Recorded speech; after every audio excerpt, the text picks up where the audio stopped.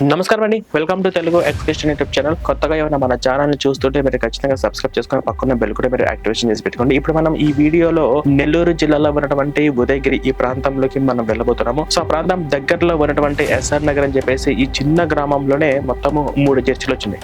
70% వరకు వాళ్ళు మత మార్పిడి చేసేసారు. అంటే క్యాస్ట్ తో సంబంధం లేకుండా ఇంకా మిగిలిన వాళ్ళు కూడా మత మార్చడం కోసము అక్కడ ఉన్నటువంటి పాస్టర్లు, ఆ చుట్టుపక్కల ఉన్నటువంటి మిగతా పాస్టర్లు అందరూ కూడా ప్రయత్నాలు జరుగుతూ ప్రతి ఒక్క ఇంటి దగ్గరికి వెళ్ళి మత మార్పిడి చేసే ఈ యొక్క కరపత్రాలు ఇవ్వడం అనేది జరిగిందంట. సో ఇక్కడ మనకు ఒక కంప్లైంట్ అనేది వచ్చింది. అక్కడ పరిస్థితి చూస్తుంటే ఎలా ఉందంటే అక్కడ ఉన్న వాళ్ళందరూ కూడా చాలా అమాయకంగా మెత్తగా ఎవరు ఏది చెప్తే అది అటువైపు డైవర్ట్ అయ్యే విధంగా ఉన్నారు. ఇంకా ఇప్పటికి కూడా అన్ని మతాలు ఒకటే అని చెప్పేసి ఒక భావనలో ఉన్నారు. ఇప్పుడు మనము చేయబోతున్నాం అంటే ప్రయత్నం ఏంటంటే ఫస్ట్ ఇక్కడ ఉన్న వాళ్ళు అవేర్నెస్ అవ్వాలి. అవేర్నెస్ అయిన తర్వాత వెళ్ళిన వాళ్ళని మళ్ళీ బయటికి ఎలా తీసుకురావాలి అని మనం అక్కడ ఒక సైన్యం తయారు చేయడం అనేది ఇప్పుడు మనం చేయబోతున్న ప్రయత్నము. సరే, అక్కడికి వెళ్ళి ఆ ప్రాంతాన్ని కలిసిన తర్వాత నేను మళ్ళీ మీ ముందుకు వస్తాను.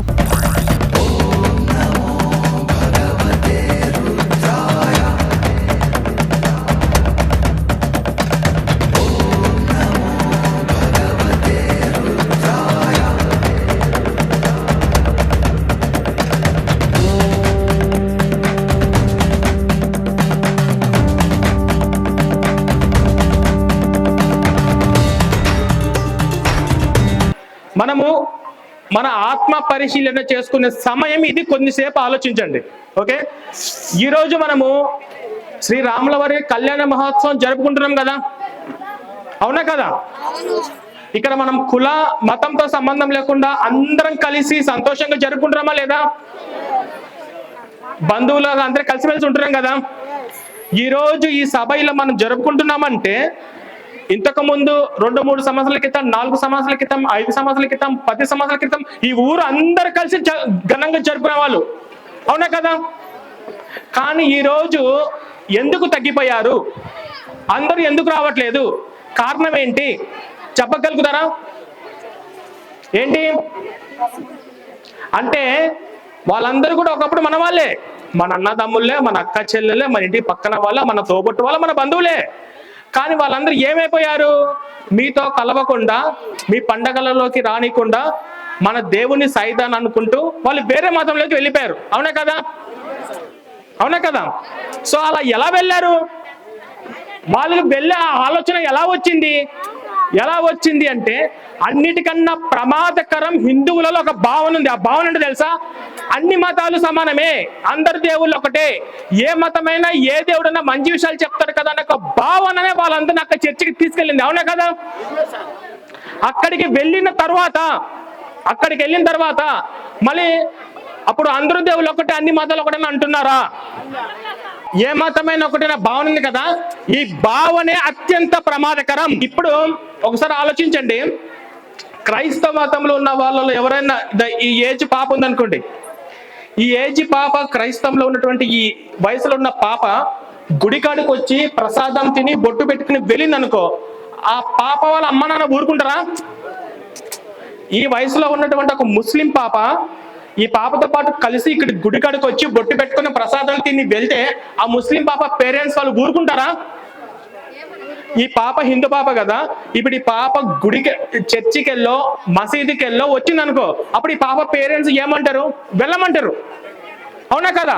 ఇది ఎంత ప్రమాదకరం అంటే ఈ ప్రమాదకరమే ఈ ఊర్లో ఉన్న వాళ్ళని సగం మంది పైగా మతం మార్చి వాళ్ళని మిమ్మల్ని శత్రువులుగా తయారు చేసింది. వాళ్ళు కాదు శత్రువులు, వాళ్ళు ఏం చెయ్యాలో ఒక క్లారిటీ ఉంది. వాళ్ళ మతం మెజారిటీ పెరిగితే ఏం చేయాలి? ఇప్పుడు ఈ క్రైస్తవ మతం మెజారిటీ పెరిగిందనుకో, మీరు ఎప్పుడు ఇక్కడ వినాయక చవితి జరుపుకోలేరు, కృష్ణాష్టమి జరుపుకోలేరు, ఇట్లా మీరు ఈ కళ్యాణ మహోత్సవ పండుగలు జరుపుకోలేరు. అలా జరుపుకొనివ్వకుండా ఈ దేవుళ్ళు, సైతాన్లు, రాళ్ళు, విగ్రహాలు ఇవి పూజించకూడదని చెప్పేసి వాళ్ళను అలా ప్రేరేపించే విధంగా ప్రతి ఆదివారం వాళ్ళ చర్చిలో పాస్టర్ రెచ్చగొడుతూనే ఉంటాడు. మీకు బైబిల్ గురించి తెలుసా? తెలియదు. ఇక్కడ ఉన్న వాళ్ళలో సెక్యులర్ అనే పదం అంటే ఏంటో తెలుసా? విగ్రహారాధన అంటే పదం ఏంటంటే తెలుసా? విగ్రహారాధన అసహించుకున్న పదం అని తెలుసా? ఓకే, ఇప్పుడు ఆ పాస్టర్లు ఈ గ్రామానికి ఎలా వచ్చి ఉండవు అంటే తెలియదు మీకు. ఈ తెలియకపోవడం వలన మీకు జరిగిన ప్రమాదం. ఆ పాస్టర్లు ఎలా వచ్చారు మీ గ్రామానికి? ఎలా వచ్చారంటే తాగుబోతుల్ని మారుస్తామమ్మా, వ్యభిచారులు మారుస్తాం, రౌడీలను మారుస్తాం. ఇది ఫస్ట్ ఎంట్రన్స్. అరే బాగుంది కదా, మంచి మాటలు చెప్తారు కదా అని చెప్పిస్తాం. తరువాత విగ్రహార్థన అంటే మహాపాపం అంటే అప్పుడు మీకు అప్పుడు అర్థం కాదు. అంటే విగ్రహార్థన అంటే ఏ విగ్రహార్థన అంటే మనం పూజించే మన హిందూ దేవులు ఉంటారు కదా, శ్రీరాములు వారిని, కృష్ణుని మనం పూజించుకుంటాం కదా, ఆ విగ్రహము మహాపాపం అంటారు. తర్వాత బొట్టు ఉంటుందా ఆ మతంలో వెళ్ళిన వాళ్ళకి? వాళ్ళ ఇంటి బయట ముగ్గు ఉంటుందా, పసుపు ఉంటుందా, ఇంట్లో లక్ష్మీదేవిని పూజించుకుంటారా? కాబట్టి వీళ్ళని అలా సైకోలాగా, షాడిస్ట్ లాగా అలా తయారు చేసే విధంగా వాళ్ళని అలా ప్రేరేపిస్తుందే ఆ మత గ్రంథం, ఆ మత సిద్ధాంతాలు, ఆ మతంలో ఉన్నటువంటి సిద్ధాంతాలు అలా ఉన్నాయి. కాబట్టి మీరందరూ ఏం చేయాలి? ఏం చేయాలంటే మీరు మీ పిల్లల్ని పెంచేటప్పుడు, అమ్మా అన్ని మతాలు ఒకటి కాదు, అందరూ దేవులు ఒకటి కాదు, మన హిందూ ధర్మమే గొప్పది. ఇప్పుడు మీకు మీ అమ్మగారికి గొడవైంది అనుకోండి, అమ్మని తీసుకొచ్చి వేరే అమ్మని పెట్టుకుంటారా? తల్లిని మానేసి ఎంత పెద్ద పాపమో. మన హిందూ ధర్మాన్ని వదిలిపెట్టి వేరే మతంలోకి వెళ్ళడం కూడా అంత మహాపాపం అనే విధంగా మీరు మీ పిల్లలకి చెప్పారనుకోండి, వాళ్ళు మతం మారే అవకాశం ఉందా? చర్చిలో ఏమని చెప్తారంటే హిందువులంటే అన్యులు, హిందువులంటే విగ్రహారాధికులు, హిందువులంటే నరకానికి వెళ్ళే వాళ్ళు, హిందువులంటే మనం వాళ్ళతోటి స్నేహం చేయకూడదు, హిందువులు ఇచ్చే ప్రసాదాలు మనం తినకూడదు, హిందువులు ఇంట్లో ఎవరైనా చనిపోతే సొంత బంధువులైనా కూడా కర్మకాండలకు వెళ్ళకూడదు. మీరు ఎన్నోసార్లు పేపర్లో చూస్తుంటారు కదా, మతం మారని కారణంగా కన్న తండ్రికి తలకూరు పెట్టిన కొడుకు అని చెప్పేసి. అలాంటి భావన వాళ్ళు అలా తయారు చేసేదే బైబుల్. బైబుల్లోనే ఇలాంటి ప్రేరేపించే విధంగా ఉంటుంది. ఓకేనా? ఇక్కడ మనం చేయాల్సినటువంటి పని ఏంటంటే మీరందరూ కూడా, వాళ్ళందరూ మన వాళ్ళే, వాళ్ళు బయట వాళ్ళ తెలియక వెళ్ళారు, వాళ్ళకు కూర్చోబెట్టి చెప్పి అమ్మా హిందూ ధర్మం ఇది, మనము హిందూ ధర్మాన్ని వదిలిపెట్టని చెప్పి కూర్చోబెట్టి చెప్తే అప్పటికప్పుడు ఆలోచించి మారే వాళ్ళు ఉంటారా ఉండరా? ఇక్కడ నుంచి మీరు అందరూ చేయాల్సింది అదే. ఎవరైతే వెళ్ళారో వాళ్ళు మన వీళ్ళందరూ బయటకు తీసుకురావాలి.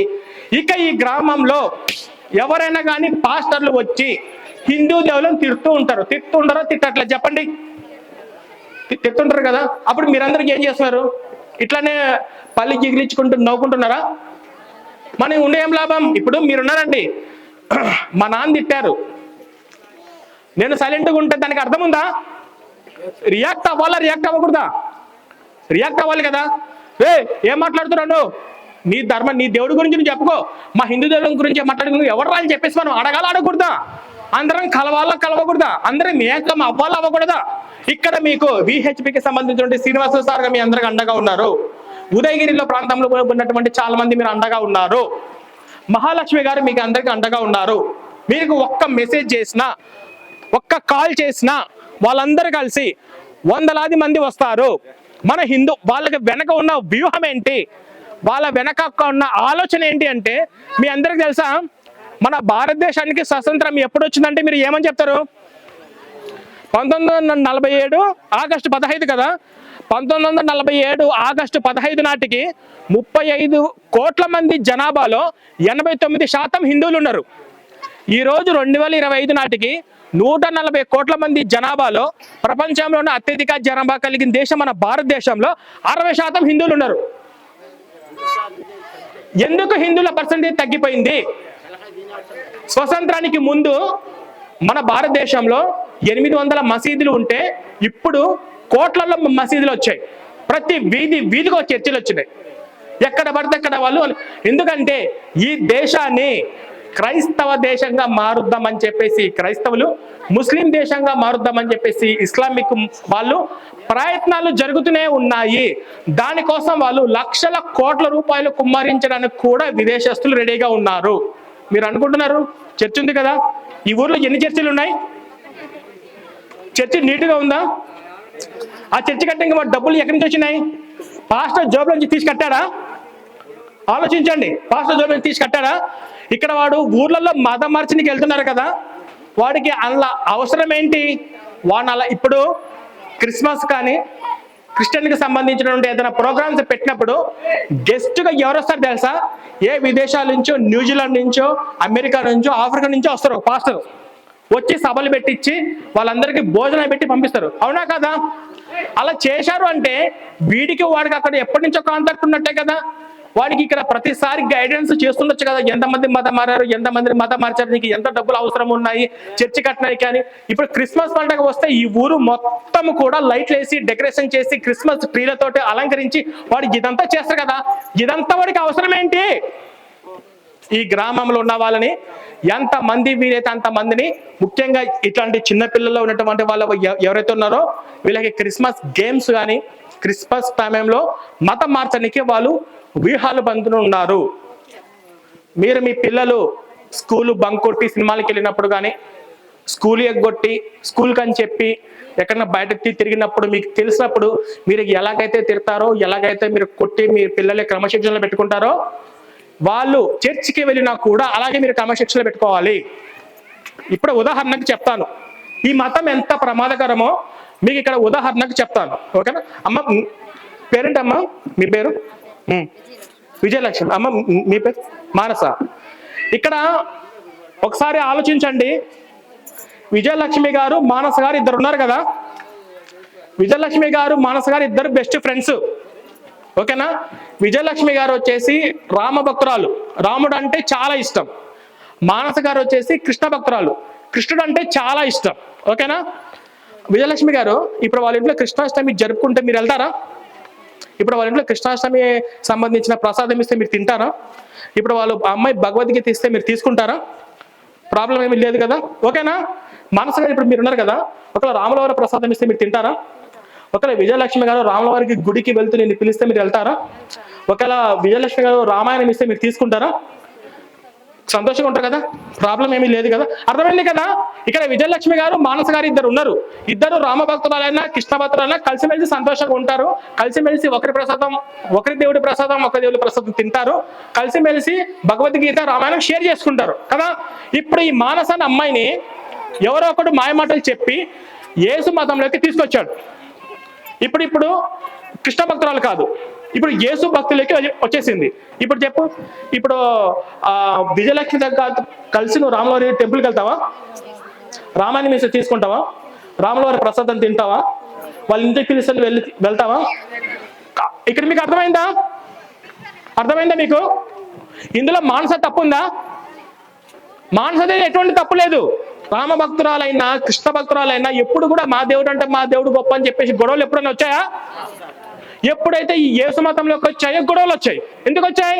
ఆ విధంగా అలా తయారు చేసింది ఏంటంటే, మానస ఏదైతే ఒక ప్రిన్సిపల్స్ పట్టుకుందో, ఒక మతం పట్టుకుందో, ఒక మత గ్రంథం పట్టుకుందో, ఆ మత గ్రంథమే ఆమెను ఉన్మాదంగా మార్చేసింది.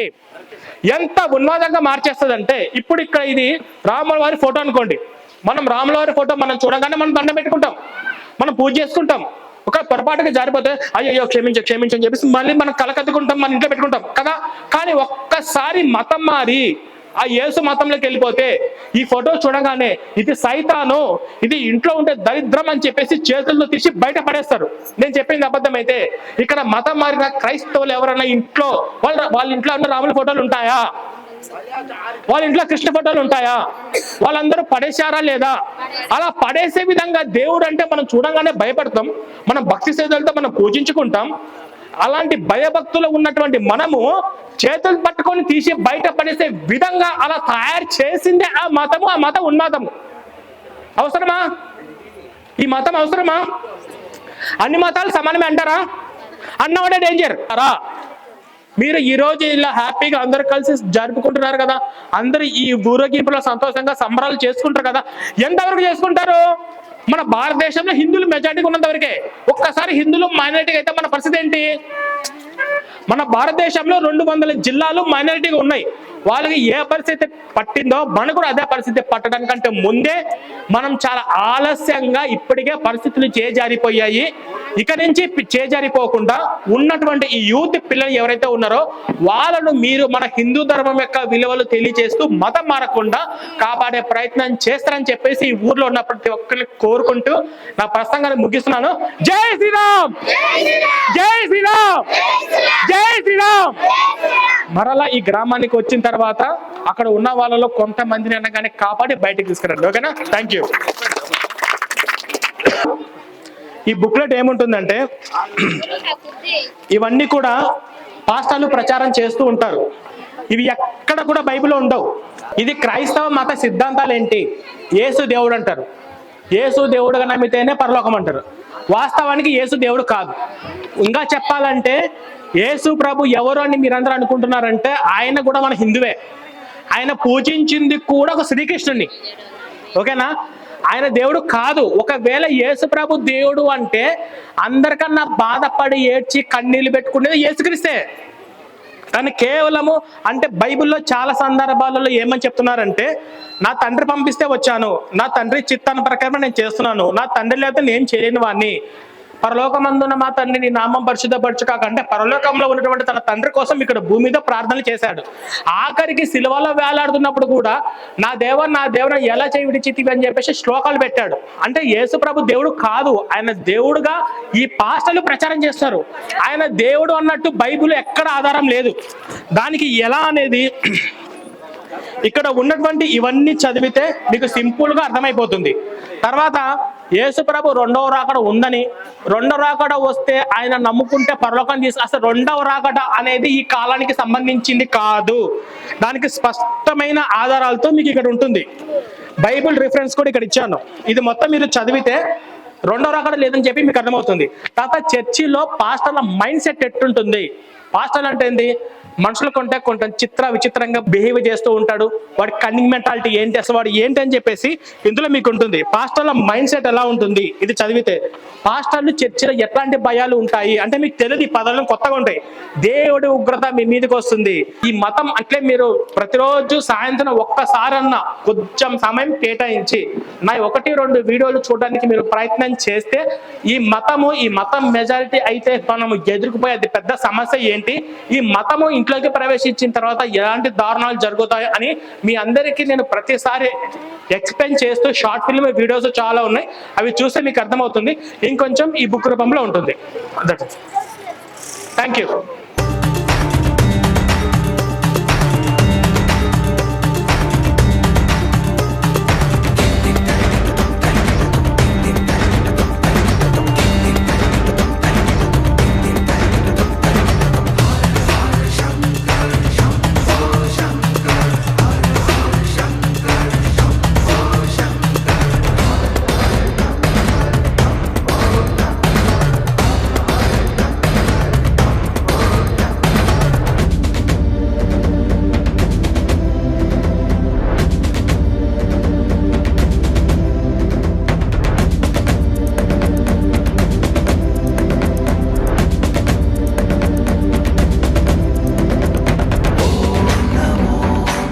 దాన్ని డైవర్ట్ చేసేసి వెంకటేశ్వర భక్తుడు ఇప్పుడు అబ్బాయి పుట్టినాడు, నాకు పిలిస్తే పలుకుతులక్క దేవుడు అని చెప్పేసి అమ్మాయి పేరు కూడా ఈ మధ్య మార్చడానికి ప్రయత్నిస్తున్నాడు. గ్రేస్ అనే పేరు తీసేయాలి అని చెప్పేసి. ఇప్పుడు మీ మిస్సెస్ చర్చికి వెళ్తుందా? మానేసిందా? మీ అమ్మగారు ఒకటి వెళ్తారు. లైట్ తీసుకోండి. కానీ మన జనరేషన్ మనకి ఇంపార్టెంట్. మన పేరెంట్స్ వదిలిపెట్టేసండి. మీ పిల్లలు ఇంపార్టెంట్. ఇప్పుడు మీ పిల్లలు గ్రేస్ అని ఉన్నారు కదా, పేరు మార్పించండి. వాళ్ళకి పెట్టేసి ఎట్టి పరిస్థితులను కూడా చర్చికి వెళ్ళనివ్వండి. ఎందుకంటే చర్చికి వెళ్తే దేశ విరోధులుగా తయారవుతారు, బలహీనంగా తయారవుతారు, హిందూ ధర్మానికి వ్యతిరేకంగా తయారవుతారు, మన సంస్కృతి నాశనం చేసే విధంగా అలా రెచ్చగొట్టే విధంగా డైలీ అదే పాస్టర్ చెప్తుంటాడు. నీ పేరేంటి? కార్తిక్ వాళ్ళ అమ్మ వచ్చేసి క్రిస్టియన్స్. ఇప్పుడు మీ అమ్మగారు క్రిస్టియన్స్ నుంచి బయటకు వచ్చారు కదా, బయటకు వచ్చిన తర్వాత నీకు ఎట్లా అనిపించింది? హ్యాపీ అనిపించిందా? ఇప్పుడు మీ ఇంట్లో రాముడి ఫోటో, కృష్ణ ఫోటోలు ఉన్నాయా? ఇంతకుముందు లేవు కదా. సో అంటే ఎన్ని సంవత్సరాలు చర్చికి వెళ్ళారు మీ అమ్మగారు? 2-3 సంవత్సరాలు చదివా. ఈ 2-3 సంవత్సరాలు ఎప్పుడు కృష్ణాష్టమి జరుపుకున్నావా? ఎప్పుడైనా శ్రీరామనవమి జరుపుకున్నావా? ఎప్పుడైనా హిందువులతో కలిసి సంతోషంగా ఉన్నావా? మీరు ఎట్లా బయటకు వచ్చారు? మీ అమ్మగారు ఎట్లా బయటకు వచ్చారు? గుడి వాళ్ళు వచ్చి దామాస్ జరిగాడు, అప్పటి నుంచి ఇంకా వినాయక చవితి. చాలా సంతోషం. అయితే అదేం లేదు. మనకేంటంటే యేసు ప్రభు దేవుడు కాదు, అది మన భారతదేశానికి సంబంధించిన మతం కాదు. మన రాములు అని పూజించుకుంది, మన కృష్ణుని పూజించుకుంది. తప్పు చెప్పానేమన్నా? వాళ్ళు మన ఈ నేల మీద పుట్టినటువంటి వాళ్ళు. మహాలక్ష్మి గారు మనకేంటంటే వీళ్ళకు బాగా సపోర్ట్గా ఉండండి. వీళ్ళ అమ్మగారు క్రిస్టియన్స్ నుంచి బయటకు వచ్చారు. బయటకు వచ్చిన తర్వాత వాళ్ళు ఇంకా బయటకు మళ్ళీ లాక్కెళ్ళే ప్రయత్నాలు జరుగుతాయి. వాళ్ళు వదిలిపెట్టారు. కానీ ఇంకా ధైర్యంగా బలంగా ఎప్పటికప్పుడు వీళ్ళకి వీళ్ళ అమ్మగారికి మీరు అంతగా బలం అమ్మ ఒకసారి వారానికి ఒకసారి వెళ్ళండి, తిన్నారా, బాగున్నారా, ఇప్పుడు ఏం చేసుకున్నారు ఏంటి అట్లా పలకరిస్తూ ఉండండి. ఏదైనా కష్ట సుఖాలు షేర్ చేసుకుంటూ ఉండండి. ఒక ధైర్యం అనేది వస్తుంది. ఓకేనా, మళ్ళీ వెళ్తావు తమ్ముడు చర్చికి. జై Shriram. Thank you so much. ఎందుకంటే మనం వెళ్ళకూడదు. ఇప్పుడు మన ప్రయత్నం అనేది మనం చేసాము. ఆ చుట్టుపక్కల ఉన్నటువంటి వాళ్ళలో కొంతమందికి కూడా మనం ఒక సైన్యాన్ని అక్కడ మనం ఏర్పాటు చేశాము. మన ఎక్స్క్రిషన్ బుక్లెట్ అనేది ప్రతి ప్రాంతానికి ప్రతి ఇంటికి వెళ్లాల్సిన అవసరం ఎంతైనా ఉంది. ఎందుకంటే ఆ మీటింగ్ అయిపోయిన తర్వాత మన బుక్లెట్ ను బాగా చదివి పరిశీలించి మిగిలిన వాళ్ళందరూ కూడా ఆ బైబిల్లో ఇంత దరిద్రం ఉందని చెప్పే విషయాలు తెలుసుకొని ఇప్పుడిప్పుడే ఆ ఊరు వేకప్ అవ్వబోతుంది. కొంతమంది మనము బయటికి తెచ్చారు, కొంతమంది క్రిస్టియన్ల వెళ్ళవలను బయటికి తెచ్చారు. మొత్తం మిగిలిన వాళ్ళందరూ కూడా బయటికి తీసుకురావడం కోసము ఆ చర్చి దగ్గర, ఆ చర్చి చుట్టుపక్కల ఉన్నటువంటి మిగతా వాళ్ళందరినీ కూడా మనము బయటికి తీసుకురావాలి అనే ఒక ప్రయత్నంలో భాగంగా మనం ఎక్స్క్రిషన్ బుక్లెట్ మన తరపించి మనం ఆ ప్రాంతానికే పంపబోతున్నాము. నాకు మీ దగ్గర నుంచి కావాల్సిన హెల్ప్ ఏంటంటే మా బుక్లెట్స్ కానీ మా ట్రావెలింగ్ కానీ నేను మా టీంని తీసుకొని ఇక్కడి నుంచి అంత దూరం వెళ్ళాలంటే ఎంత ఎక్స్పెన్సివ్ అవుతాయో మీ అందరికీ తెలిసి ఉండొచ్చు. ప్రతి ఒక్కరు కూడా ఈ పోరాటంలో మీరు కూడా పాలు భాగస్తులు అవ్వాలని చెప్పేసి నేను కోరుకుంటూ ఇంకొక పాయింట్ మీకు ఏం చెప్తున్నానంటే, అన్ని ప్రాంతాలలో అన్ని విలేజ్లలో నేను రావడం చాలా కష్టం, అవునా కదా? మీ ప్రాంతాలలో మీ ఏరియాలలో కూడా అక్కడ ఉన్నటువంటి జనాలందరినీ కూర్చోబెట్టి షార్ట్ ఫిలిమ్స్ లేకపోతే నేను అంటే మీరు ఒకవేళ ఇలా మాట్లాడలేకపోతే నేను మాట్లాడేటువంటి కొన్ని ఇంపార్టెంట్ పాయింట్స్ అవన్నీ కలిపి మన ఛానల్లో చాలా వీడియోస్ ఉన్నాయి. ఆ వీడియోలు అన్ని చూపిస్తూ అన్నిటికన్నా షార్ట్ ఫిల్మ్స్ చూపిస్తూ ఇప్పుడు మలేష్ కథ కావచ్చు, జ్ఞానోదయం కావచ్చు, నిన్న రిలీజ్ అయినటువంటి అమ్మ నేను భవ్యశ్రీ షార్ట్ ఫిల్మ్స్ కావచ్చు, ఇవన్నీ కూడా చూపించే ప్రయత్నం చేసి అది మీ యొక్క బాధ్యత.